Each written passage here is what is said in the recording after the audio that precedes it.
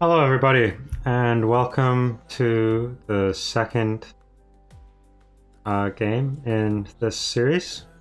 So this is my second game in the qualifiers for the Red Bull Wololo tournament that I played.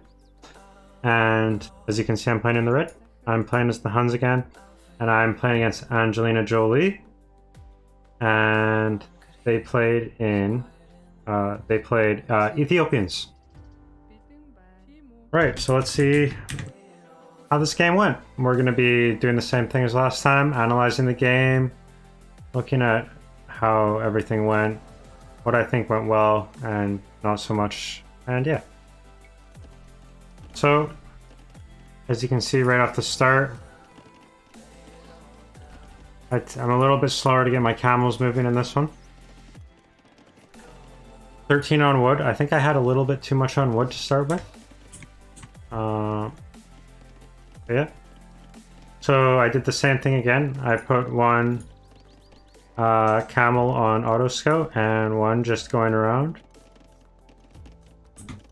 And yeah, you can see I've got 4 on berries.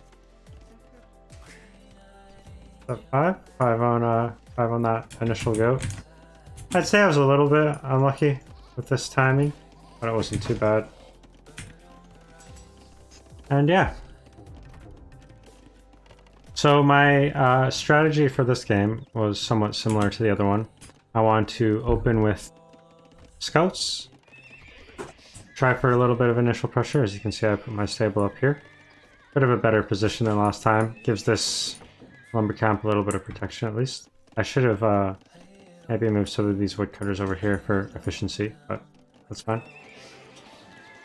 A little bit of idle time on that villager as well, which is not great.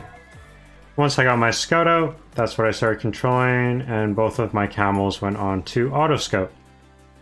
Similar to the last game. Again, maybe these two go over here for efficiency. But again, the settings are quite overwhelming. Trying to get everything going at once, it's a bit challenging. And yeah, so we just continue the game. We find a few goats. We're getting that map intel, and this is where I find my opponent. I see that there's a spear. I see that he's going archers. So obviously I drop 2 archery ranges as fast as I can. My thought behind this, if you don't know, AngelinaJolie, actually a good player. I've seen, like, I don't know much about them, but I've seen them play in games with a lot of other professional players, like team games. I've seen fight with Viper, Doubt, great players like them. Okay, let's keep going. Yep, so he's just scouting my base here. Obviously, I was a little bit more nervous playing against him because well-known player in the community. Yeah, I don't know. Take a few unnecessary hits here.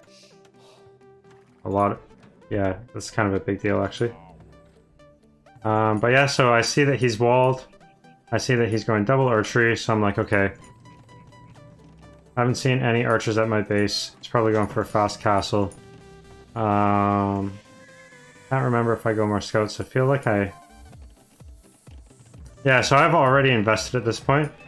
So I'm like, I need to get some pressure on. Otherwise, he's just going to fast castle a crossbowman, and I'm basically just going to die. So we kind of look at his base, what he's doing. He's just completely walled off. Going for his archers. That turns out to be a really good tower. Yeah, everything just seems to be going well. See how much scouting he has as well. Not quite as much. This is why I think the auto scouting on this map very overpowered. Look at how much map visibility I already have. Of course, you could argue whether the map visibility is that important, but especially this early in the game. So I'm like, okay, let's try and get some aggression on this guy. I want these to pop before they turn to crossbowmen. Yeah. I think this is when they come out now. So I see that he's got a tower up. I'm just preparing as many archery ranges as I can, because obviously, eventually I want to move. I see this way too late. Way too late. I should have been moving them. That was very bad. Lost 2 archers there, pretty unnecessarily. But yeah, I want to eventually go cavalry archers, of course. But yeah, spawning a little bit of aggression, and as I see this coming, of course I'm going to switch into skirms. This is a bit of a panic tower. A little bit of anticipation by me, may have played off quite well for that.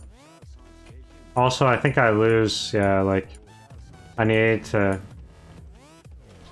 drop them all in there. Like, that was just unnecessary death, completely unnecessary. So now I'm like, okay, this tower's gonna go up. I'm just gonna stand by my tower. Hopefully he'll leave me alone a little bit. And yeah, I think he does end up going back here. Probably could have saved that villager if I, yeah. So you see, I actually have a score lead. But of course, that's because he's going to Castle Age. But for me, that's still a rather big deal. Playing against a pro player. I'm finishing my wall off the other side. See my idols there. And then I decide, okay, I need to wall off. Because he's going to be up faster than me. He invested a little bit. I noticed the score difference. I was like, okay, that's because he's going fast castle. So I end up putting a wall here and a wall here. Not exactly sure when that pops. But I'm also like, he's also invested into this, so he's going into crossbowmen. So I'm doing a skirm switch. Have a nice little army out. If we look at him, he's got 21 here. I actually am quite happy with the speed I caught this at. I could see him a little bit there, but I didn't quite see it. But when he comes over now, and he starts applying a little bit of pressure with these. There we go. Didn't even lose one villager. Quite happy with that. And as we were talking about before, putting these walls down. This is not good. I should have been massing skirms the entire way up castle. But now I have 24 crossbowmen in my base. He's in Castle Age. I'm only 62% of my way up to Castle Age. Maybe a gate right here would have been good. Yeah. I think I double palisade wall that. I prepared these guys over here because I'm going to put a TC here. I'm just trying to buy a little bit of time with my army here. Again, I don't know if maybe my idea here was to switch into cavalry archers, but I could have had 20 extra skirms there, and that could have even killed some of these. Absolutely. But yeah. If we go back to his base, though, what he was preparing, he was already 2 TC, university with ballistics. Again, he gets through there. I should have maybe just canceled this, but the game was over at this point. So I finally realized I should have been making skirms the whole time. Tech into elite skirms, but at this point, I'm just taking so much economic damage. And I think I get this TC up. Yeah, but he just got so much damage off that it was game over, and I called it GG. Looking back at the game, there's a few things I could have done differently. Definitely one of the bigger ones is keeping skirm production through Castle Age. The scouts were complete wasted investment, I feel. I stand by my auto scout with the camels. And yeah. It was just simple strategic choices that lost me this game. But yeah, it was fun, and it was definitely not a shock going out against him. He's a very, very highly rated opponent. I believe he was over 2k or close to it on Voobly, which is the main platform. Very strong player. And yeah, it was a pleasure to play him. But yeah, so that was my journey in the Red Bull Wololo Qualifiers. 1 win, 1 loss for my very first ever tournament. I was quite pleased with it. And yeah, I hope my analysis of this game was somewhat entertaining. Maybe gave you guys a little bit of insight into how and why I play it this way. And yeah, thanks for watching. And tune in soon for some more content. Thank you.